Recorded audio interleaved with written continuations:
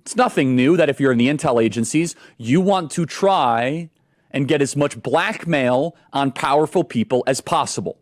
Easy, not hard. And this is no longer just speculation. First of all, the evidence that shows that Epstein was a creation of either Mossad, Israeli intelligence, American intelligence, Saudi intelligence, or maybe he was just a hired gun. Maybe he was just the guy that countries would go to and park a couple $100 million and say, hey, can you get one of the members of the royal family with a 13-year-old so we can get them to do what we want to do? Members of Congress are actively being blackmailed. The Epstein playbook is being used on a daily basis. And Jewish donors, they have a lot of explaining to do, a lot of decoupling to do, because Jewish donors have been the #1 funding mechanism of radical, open border, neoliberal, quasi-Marxist policies, cultural institutions, and nonprofits. This is a beast created by secular Jews. And now it's coming for Jews, and they're like, what on earth happened?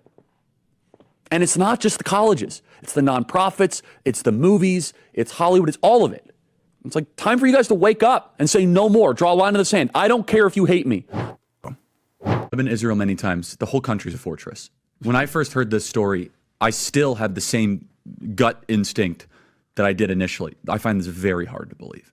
I've been to that Gaza border. You cannot go 10 feet without running into a 19-year-old with an AR-15 or an automatic machine gun that is an IDF soldier, right? The whole country is surveilled. And so let me just kind of go through this.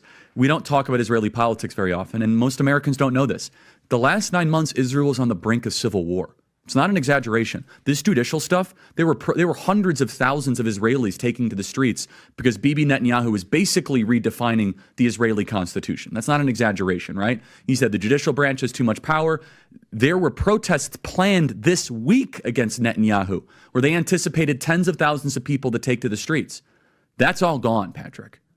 Netanyahu now has an emergency government and a mandate to lead. I'm not willing to go so far that saying that Netanyahu knew or there was intelligence here. But I think some questions need to be asked. Was there a stand down order? Was there a stand down order?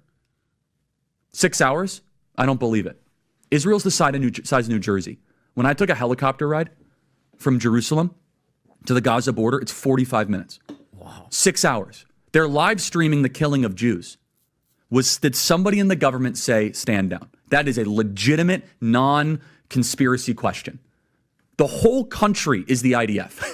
The whole country is. Yeah. And you're trying to tell me that they're going to concerts and kibbutzes and schools and Jewish communities have been pushing the exact kind of hatred against whites that they claim to want people to stop using against them. Now, I don't like generalizations. Not every Jewish person believes that. But it is true the Anti-Defamation League was part and parcel with Black Lives Matter. It is true that some of the largest financiers of left-wing anti-white causes have been Jewish Americans. They went all in on woke, and it wasn't just ADL. It was some of the top Jewish organizations in the country that have done that. In fact, we have seen this with the recent retreat of Jewish donations that are no longer going to be administered to colleges, right? Mark Rowan, Leon Kopperman. Can we get that full list? It's very powerful. The part of so that's totally true. And by the way, Tucker Carlson reinforces this. So I'm going to it was quite a day on the internet. Tucker Carlson was interviewing Candace Owens. We have Candace Owens coming up next hour. And Tucker Carlson mentions that Jewish Americans have primarily been financing cultural Marxist ideas. We said this, by the way, last week, and people came after us. We were on top of it. We actually said it in a different way. We said, I'm glad that Jewish Americans are reconsidering their financing of cultural Marxism. And people misunderstood it intentionally and slandered us as being anti-Semites. But listen to this. Tucker Carlson is completely correct by saying this, that the philosophical foundation of anti-whiteness has been largely financed by Jewish donors in the country. And my moral character is being put into question. And so I think it's a hyper paranoid, like we're just going to try to, we're going to just stamp out everything type of practice. But it goes to the point where if, for example, if I I have less ability sometimes online to criticize the Israeli government without backlash than actual Israelis do. And that's really, really weird, isn't it, Megyn? That's not so right. Wrong-headed. I'll tell you this for me. So I got some blowback after saying Mossad possibilities with Epstein, a comment behind which I stand. I mean, I realize, and I've of course reported what Alan Dershowitz has said as his lawyer. He says, I think he would have told me. He didn't say he had any of those connections. I hear all that. That doesn't mean it's not true.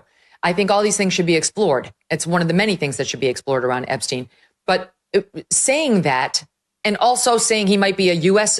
asset, et cetera, doesn't make you anti-Semitic. That's fucking crazy.